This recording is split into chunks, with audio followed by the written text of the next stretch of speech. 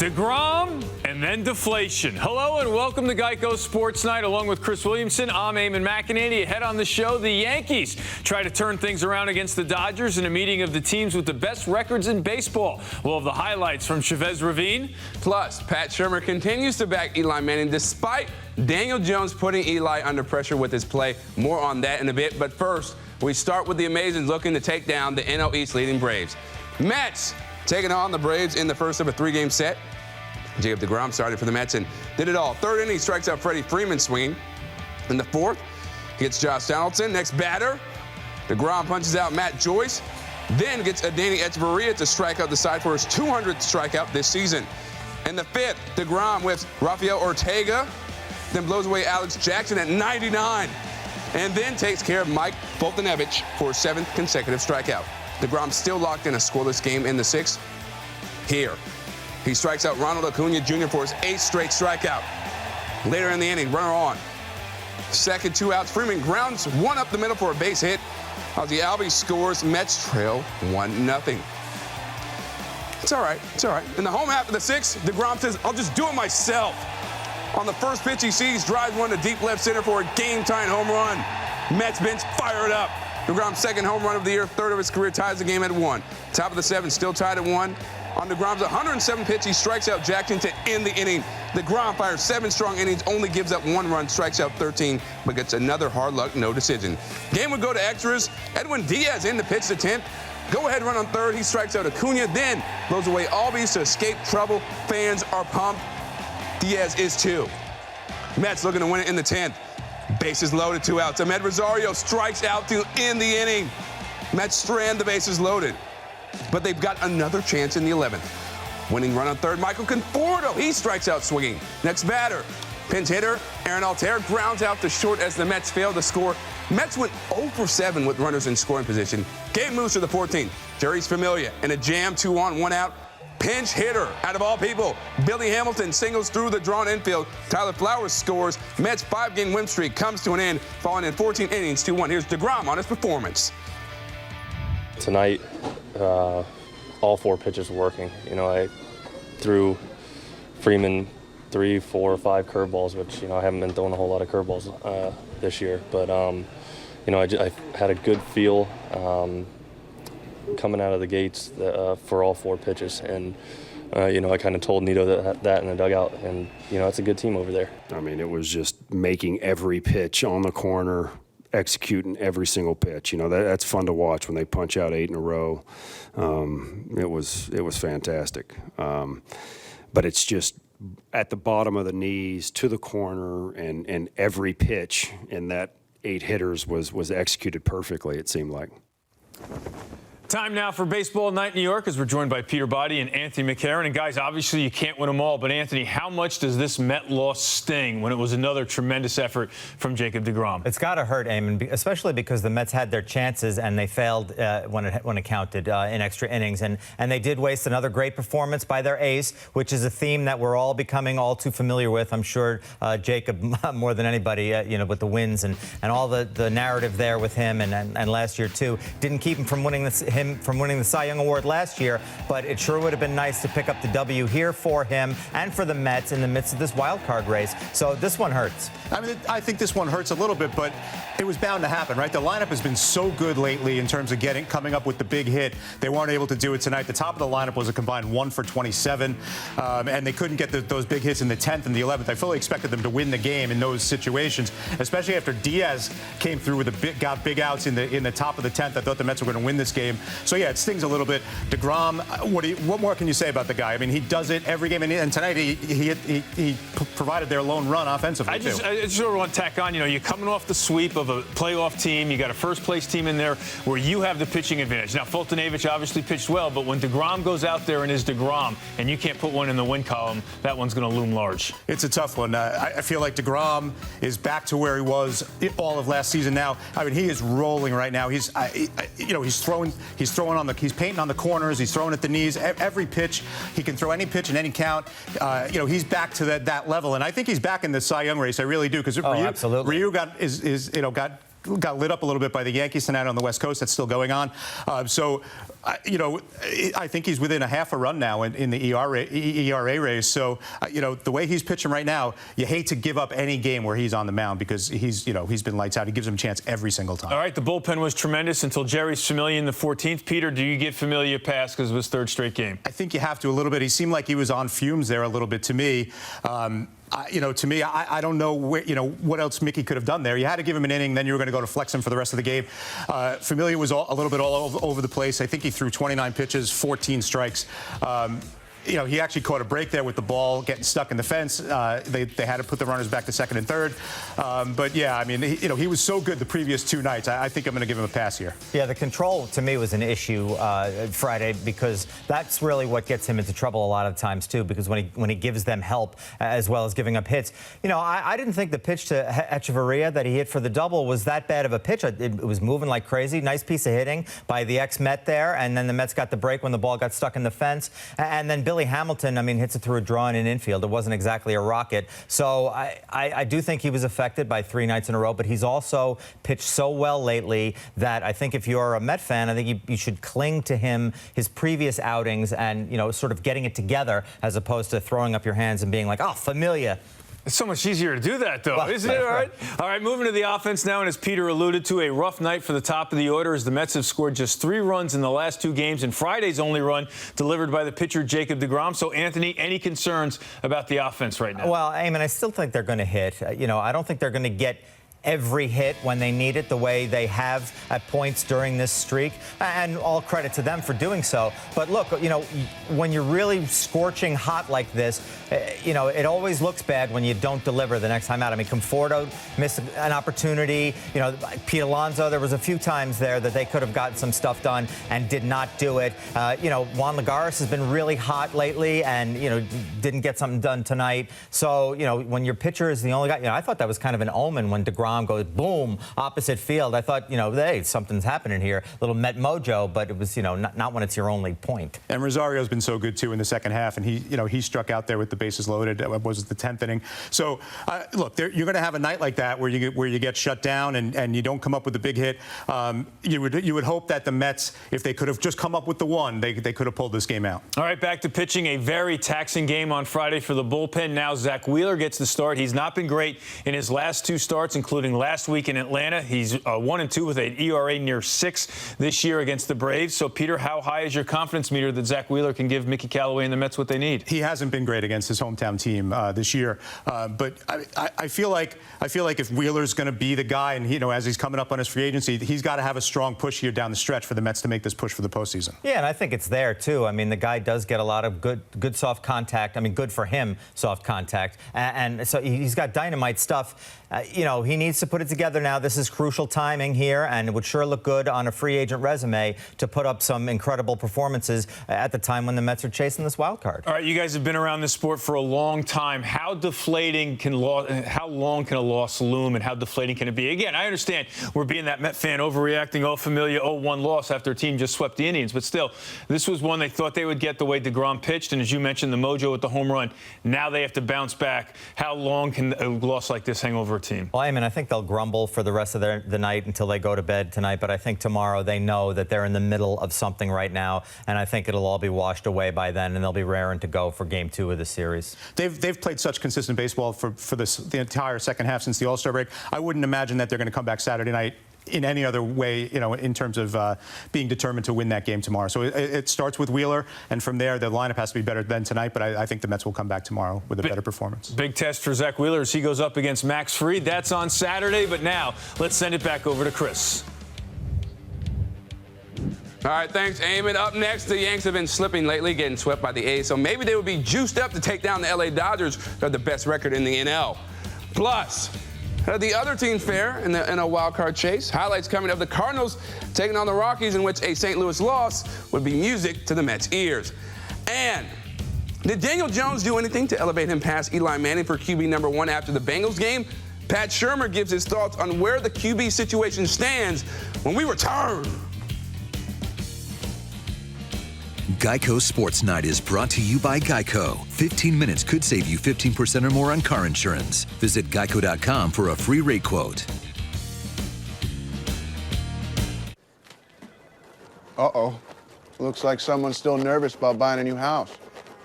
Is it that obvious? Yes, it is. You know, maybe you'd worry less if you got Geico to help with your homeowner's insurance. I didn't know Geico helps with homeowners insurance. Yeah, they've been doing it for years. What are you doing? Big Steve? Thanks, man.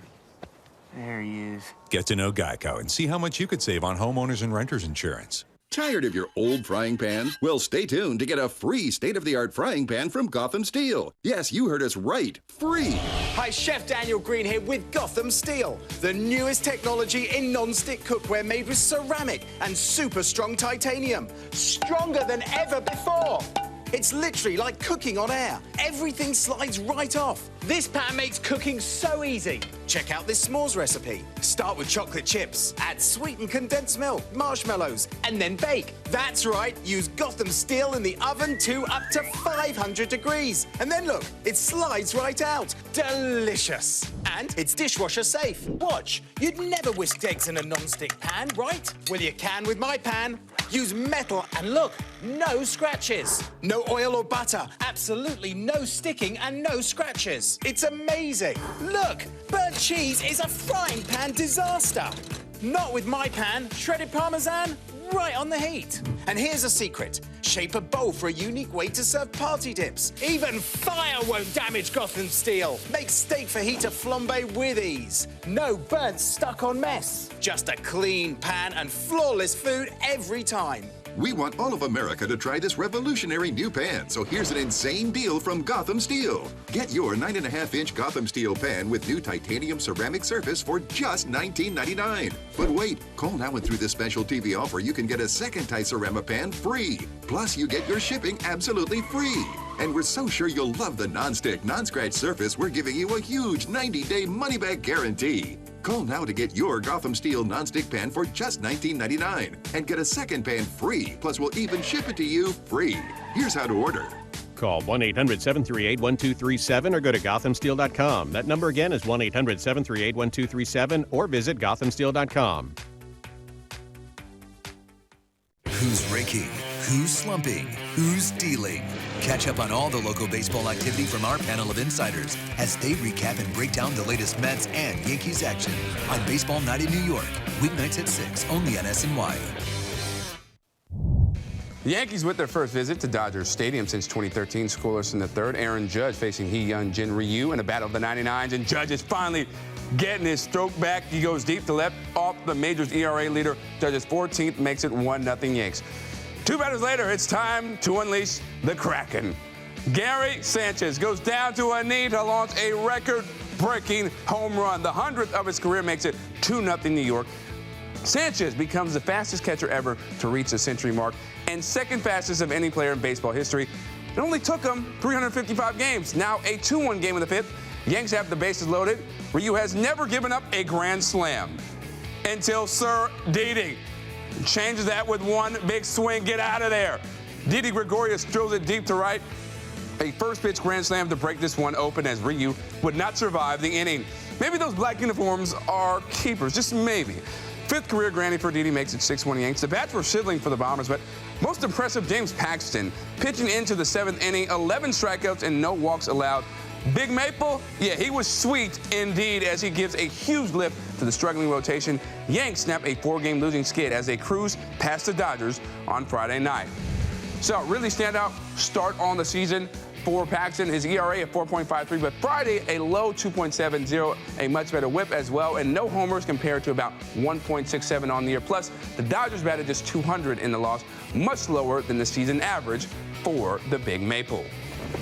More Baseball Night in New York with Peter and Anthony. Yankees have the best record in the American League. Dodgers have the best record in the National League. So, Peter, if you were building a team, would you rather have the Yankees' strength of a strong bullpen or the Dodgers starting pitching? I think right now I would take the Dodgers starting pitching. Ryu leads baseball in ERA. Kershaw is Kershaw still, even if he hasn't had the postseason success maybe that you would want. Buehler has been fantastic this year for the Dodgers. I like their starting pitching. Obviously, the Yankee bullpen is a strength, but I'm worried about their their starters going into the postseason. I don't know if there's one really that I trust right now. Probably Tanaka the most of their starters, but going into the postseason, there's not one Yankee starter really that I have full trust in. And that's really only based on history, not the way he's pitching right now with Tanaka. Right, absolutely. But he's had seasons in the past though where he's been bad in the regular season and then come up big in October. And the Yankees are going to need a repeat of that, I think, this year. All right, bullpen or starter? I'll take the bullpen because in the modern game, Eamon, the flexibility, it lends so much to a manager and the way you can plot out a game and you can match up. And the Yankees have so many power arms in that pen that there's so much stuff that they can do with it. And it's been their strength all season long, obviously, in terms of pitching. And I just feel like they can get more done, even if they have to do an opener. I mean, I know the opener didn't look great the last time the Yankees did it, but it's been a successful strategy for them. And, even if they do, when they get Severino back, maybe they can throw him in there for a 3-inning start and then boom, boom, boom with these relievers, high-octane stuff coming at you. I like that matchup in a postseason series. I think I'll go with that. A 3-inning start from your ace, Luis Severino. Hey, you got to try anything. You got times they have a change. That is for sure. Absolutely. All right. One thing that hasn't changed, plenty of history between the Dodgers and the Yankees. It's a rivalry that obviously goes back to when the Dodgers were in Brooklyn. So, Anthony, in your eyes, what's the most memorable moment between the Yankees and the Dodgers? Well, in an effort to troll maybe Yankee fans. Well, if you're going to admit it, it's not trolling, right? Well, I knew I was going to get accused, so I figured I'd get out in front of that. But I'm going to say it's the year next year arrived. 1955. Brooklyn finally breaks through against the Yankees, beats them in the World Series after all those losses. Flatbush is in heaven, all that sort of stuff. I love that storyline, the narrative there, them finally getting it done against the big bad Yankees. So that sticks out to me. These two teams met 11 times in the World Series between 1941 and 1981, and not since. But yeah, I mean, so it was like a regular thing in the 40s, 50s, 60s. It's hard to pass up Don Larsen's perfect game as being the greatest moment, because to me that's the greatest moment in World Series history. Reggie Jackson also hitting three home runs against 3 different pitchers on 3 consecutive pitches in '77 in Game 6 to clinch the series for the Yankees is a pretty good one too. Yeah, I mean, Reggie Jackson, I mean, obviously that's in our wheelhouse. When we were growing up, you can't top Don Larsen, but Reggie Jackson putting all that Bronx Zoo behind him and having that kind of a night and earning Mr. October obviously last. And how about sticking his fanny out there for that other play and then going up against the mano-a-mano against Bob Welch for the big strikeout there, which was great because Reggie's sort of stomping around the batter's box and, going to swing harder and harder. Welch going to throw harder and harder, no breaking stuff. That was a great matchup. I'll always remember that one as well. Another great one, too. 1947, Bill Blevins of the Yankees had a no-hitter going into the 9th inning against the Dodgers. Cookie Lavagetto broke it up. The Dodgers scored 2 runs in the 9th to win that game, even though the Yankees won the series in 7. And I'll never forget Craig Nettles in Game 3, 78, turning that series around when the Yankees came back to New York down 2-0. Now, John Harper and I touched on this a little bit on Thursday night, and I know we come across as grumpy old men. We can sit here and talk about players' weekend uniforms. And, it's one thing when you're watching the Indians and the Royals or the Phillies and the Marlins, but when it's the Yankees and the Dodgers, I mean, that just doesn't resonate, does it? I agree with you, Eamon. They should have picked another weekend for this. I know that maybe they thought that this time in August would be great because it would keep people interested in some of the towns that aren't maybe in the playoff race or something. But with a marquee matchup like this, the Dodgers and the Yankees meeting at beautiful Dodger Stadium, gorgeous Dodger home uniforms against the beautiful Yankee road grays. It would have been a nice matchup. Now we're seeing spy versus spy. Ninjas versus milkmen. I don't know what it is, but these uniforms are terrible, and it was too bad that they didn't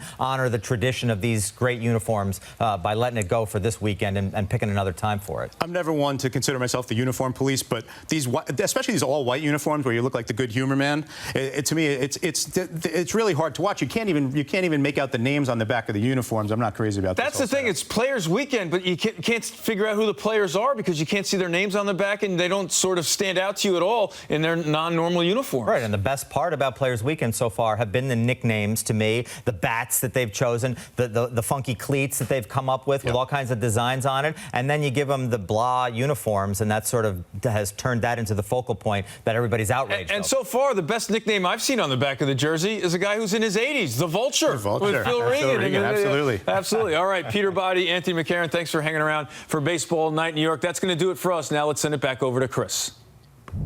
Thanks, Eamon. Elsewhere, Cardinals hosting the Rockies on Friday. Cards get the early jump in this one. Man aboard for Marcell Ozuna in the first. He launches a rocket to left. his 24th homer of the season. 2-run shot to make it 2-0. Now a 3-0 game in the fifth. A threat for the Cardinals, 2 men aboard for Harrison Bader. A weak tapper back to the pitcher, but Wes Parsonson's throw is way off target, and that will start the merry-go-round, as both runners will score on the throwing error, and Bader will end up at third. That makes it a 5-0 game. Cardinals take over the NL Central lead, cruising to an 8-3 win over the Rockies. Nationals visiting the Cubs. Adam Eaton leading off the game against John Lester. Eaton hits a home run to right field. His 12th home run of the year gives the Nationals an early 1-0 lead. Then, the 7th inning, it's now 7-0 Nats. Juan Soto leading off the inning against David Phelps. He hits a home run to left center field. Man, is he special. His 29th home run of the year makes it 8-0. Nationals would go on to defeat the Cubbies 9-3. So now, let's take a look at the NL wildcard standings. Now, the Mets drop back to 2 games back of the Cubs for the second wildcard spot, right behind the Cubbies. Phillies shockingly lose to the Marlins 19-11 and are now 2.5 games back. All right, coming up, C.J. Mosley figures to be a major part of the Jets defense this season, and he can't be more pumped to be working with the fiery Greg Williams. Plus, should Eli Manning be worried about losing his job to Daniel Jones because of the way Jones has played? We'll get an answer from Coach Shermer on where the 2 QBs stand now. Stay with us. We'll be right back. Hi, I'm Caleb, and this is my story. I was born with osteogenesis imperfecta, or brittle bone disease. I have broken my bones almost 200 times, and I have had 11 surgeries. But I didn't let that stop me. I love to bike ride, climb, race, and I'm learning how to stand and walk. Well, I can only do all of this because of generous people like you and Shriners Hospitals for Children. Because of people like you, Shriners Hospitals for Children has helped more than 1.3 million kids just like me, regardless of their family's ability to pay. Shriners Hospitals for Children is only able to provide this world-class, life-changing medical care because of the generous gifts of people just like you. Because of you, I can ride my bike. I can play basketball. Because of people like you, I can run. I can smile. Will you send your love to the rescue today? When you go to loveshriners.org right now and give just 63 cents a day, you're helping kids just like me. Like me. Like me. When you give today, we'll send you this adorable Love to the Rescue blanket as a thank you and a reminder of the love you gave to a kid just like me. Your gift, no matter how small, can help a child today. This is your moment to make a difference. When you pick up your phone, I know you have it right there, and call to give. You're helping kids like me. Thank you. Thank you. Gracias. Thank you. Please call or go online now. If operators are busy, please call again or give right away at loveshriners.org. Your gift makes a difference. Thank you for giving. Hi, welcome to Toyota's National Clearance Event. Yes, now's the time to get a great deal on the last of the 2019s. Huh, I'm impressed. But the deals will only last until September 3rd. What am I thinking now? Right now, lease a new 2019 RAV4 with all-wheel drive for just $209 a month. Plus, every new Toyota comes with Toyota Care, our no-cost maintenance plan with roadside assistance. Save on the last of the 2019s. Coming today! Okay, what's up? Toyota, let's go places. Tuesday, Ahmed Rosario and the Mets look to set the tone in the wild card hunt as they go to battle against Chris Bryant and the Cubbies at Citi Field. Base hit on the Mets win the ball game. Coverage begins with Citi pregame, Tuesday at 6:30, only on SNY.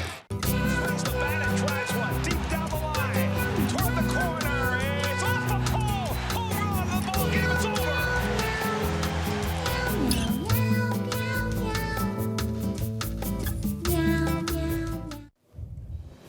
For a full recap of Adam Gaze's first training camp, make sure to catch Jets Nation Inside Camp on Sunday at 7 p.m. Our crew will discuss all the major storylines. Janae Coakley will have interviews from Florham Park as well. They'll probably discuss new defensive coordinator Greg Williams, who has definitely made an impression on linebacker C.J. Mosley.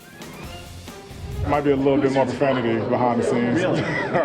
But But you know, that's part of who he is. That's part of the defense. You know, and he's an aggressive coach, and you know that's kind of how we play our defense. His first 3 days, all he did was talk about the culture of the defense. You know, how he was going to come on the field, how he was going to play, how he was going to run to the ball, and you know, and be one accord on defense. He didn't say anything about the schemes or anything like that. So pretty much, no matter what we put ourselves in, you know, we're going to have a certain way we're going to play defense. Every time Daniel Jones comes out and shines in preseason, albeit, the margin for error for Eli in the regular season becomes that much smaller. And DJ only helped his case to increase the pressure on Eli after a 118 passer rating versus the Bengals. So, Pat Shurmur, you still sticking with Eli to open the year? I think what we're doing is, and I've said it all along, Eli's our starter, and we're getting Daniel ready to play. I think he's done a good job in the preseason. As I've mentioned all along, he's getting better. And he's going to continue to do that so that at whatever time we need him to play, he'll be ready. So you're not ready to say for sure that Eli will be your starter in week 1? I just said Eli's the starter. Didn't I just say that? Gotta love Pat Shurmur right there. All right, coming up when we return, the Yanks and Mets making moves in the bullpen for now and for the future, respectively. Stay with us. We'll be right back. Geico Sports Night is brought to you by Geico. 15 minutes could save you 15% or more on car insurance. Visit geico.com for a free rate quote.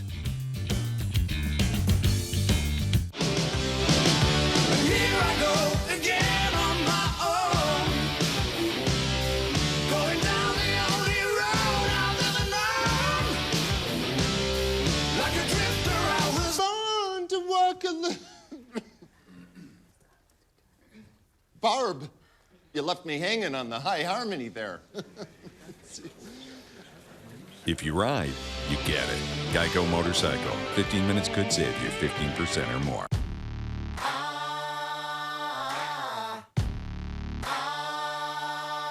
When you're the most awarded SUV ever and the most capable, changing how you're seen is as simple as changing your scenery. Have it all at the Jeep Labor Day sales event and get $1,000 bonus cash. Or well-qualified returning lessees get a low-mileage lease on select 2019 Jeep Grand Cherokee models for $199 a month. So that early retirement we planned, it's going okay? Great. Now I'm spending more time with the kids. I'm introducing them to crab. Crab? They love it. So you mentioned that money we set aside. Yeah, the kids and I want to build our own crab shack. Ah, you're finally building an outdoor kitchen. Yep, with room for the whole gang. See how investing with a JP Morgan advisor can help you. Visit your local Chase branch.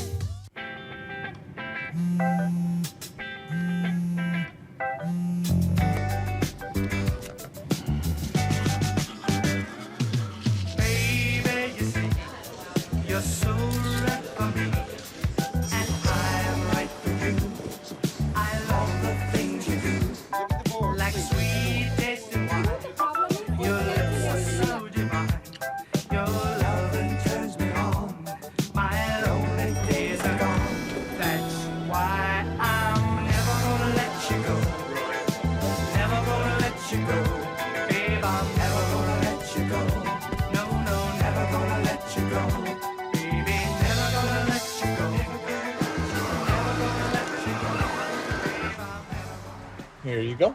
Thank you. Thank you.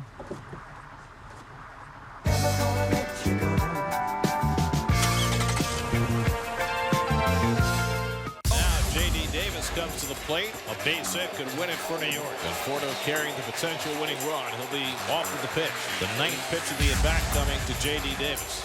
And J.D. drives one toward the left field corner, and the Mets win it!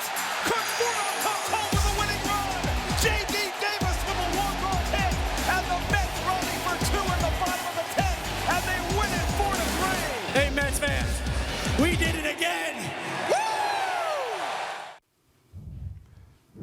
Quick Mets note before we leave. The team signed former Yankees prospect Nick Rumbelow. The Peretti pitcher is expected to give the Mets bullpen help down the line. Friday, the team assigned him to the AAA Syracuse squad. Yanks making a similar move. They continue to add bullpen arms as New York claimed Corey Guerin off waivers from the Mariners on Friday. The righty had a 3.92 ERA in 48 appearances with Seattle. That's going to do it for this edition of Geico Sports Night. He's Chris. I'm Eamon. Thanks for watching and have a great weekend.